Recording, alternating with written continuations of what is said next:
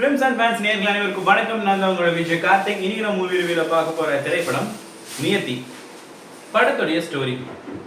இந்த படத்துடைய ஹீரோ ஒரு டிடெக்டிவ் ஆஃபீஸரா இருக்காரு. போலீஸால கூட தீர்க்க முடியாத கேஸ், ரொம்ப டிஃபிகல்ட்டான ஒரு கேஸ்லாம் அசால்ட்டா சால்வ் பண்ணி போயிட்டு இருக்காரு.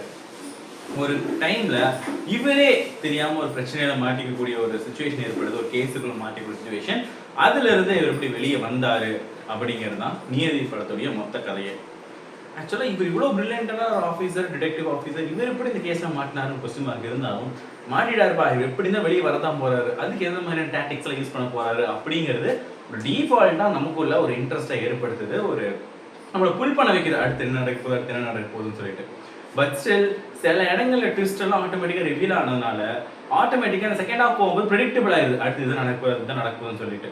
பினாக்கியோட டைரக்ஷன் ரொம்ப அற்புதமா இருந்துச்சு. ஸ்கிரீன் பிளே வைஸ் எந்த அளவுக்கு தி பெஸ்டா சுறுசுறுப்பா ஆடியன்ஸ் எஜெக்ட் சீட்ல உட்கார வைக்க முடியுமோ அவ்வளோதான் உட்கார வச்சிருக்காரு. அனுராகோடைய பிஜிஎம் ஸ்க்ரீன் பிளேக்கு ஏற்ற மாதிரி அவ்வளோ ஃபாஸ்ட்டாக இருந்துச்சு, ரொம்ப அற்புதமாக இருந்துச்சு. ஸோ சினிமாட்டோகிராஃபிலேருந்து எடிட்டிங்லேருந்து எல்லாமே இவங்க ஜாப் நல்லா பண்ணியிருக்காங்க.